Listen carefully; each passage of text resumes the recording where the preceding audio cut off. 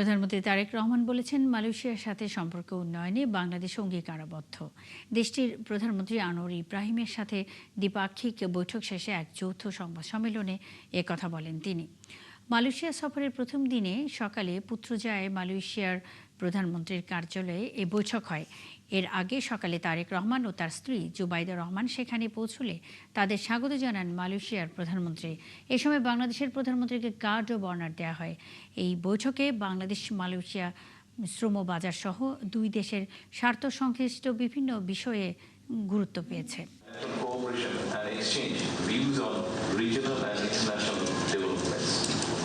Today, we reaffirm our commitment to strengthen Bangladesh-Malaysia relations. We agree to enhance engagement through existing mechanisms, including the Joint Commission meeting and bilateral consultations between our foreign ministers. We also welcome the growth of bilateral trade and agree to move forward with negotiations on the Bangladesh-Malaysia free trade agreement. Our priority is to create jobs, attract foreign investment, and escalate economic growth. We are building a business-friendly environment and creating a new opportunity for investors.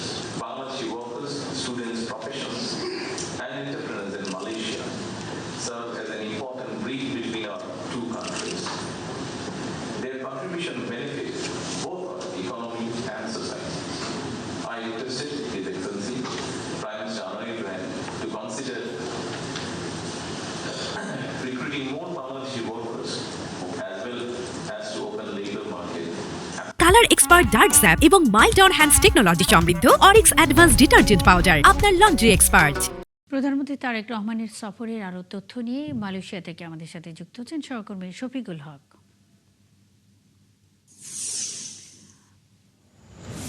Shafiqul, বৈঠকের কি খবর আছে আপনার কাছে? এছাড়া প্রধানমন্ত্রীর আজকে আর কি কি কর্মসূচি রয়েছে?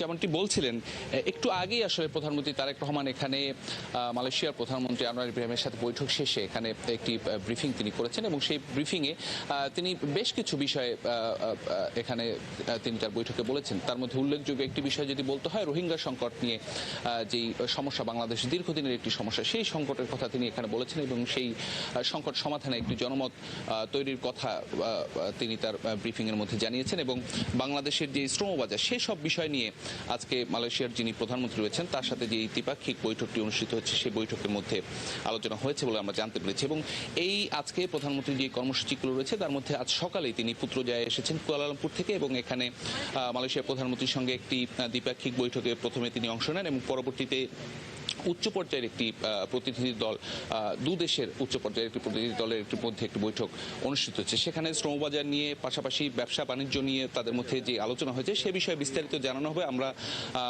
প্রধানমন্ত্রীর প্রেস উইংয়ের পক্ষ থেকে যেটি জানানো হয়েছে যে আজ দুপুর 1:30টায়, স্থানীয় সময় দুপুর 1:30টায় একটি সংবাদ সম্মেলন হবে কুয়ালালামপুরে।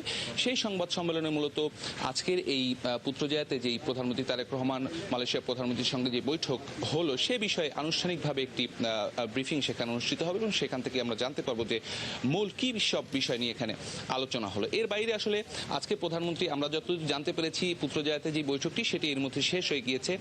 তারপরে যে ব্রিফিং সেটিও শেষ হওয়ার পথে। তারপরে প্রধানমন্ত্রী এখান থেকে কুয়ালালামপুর শহরে যাবেন। সেখানে তিনটি ব্যবসায়ী প্রতিনিধি যে সংগঠন রয়েছে তাদের সাথে একটি বৈঠক হওয়ার কথা রয়েছে।